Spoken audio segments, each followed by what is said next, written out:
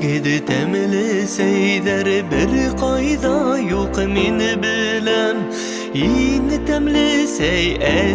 sey yahalığanı hütmünen edileme gidi temli seyder bir kayda yok min bilen yine temli sey yahalığanı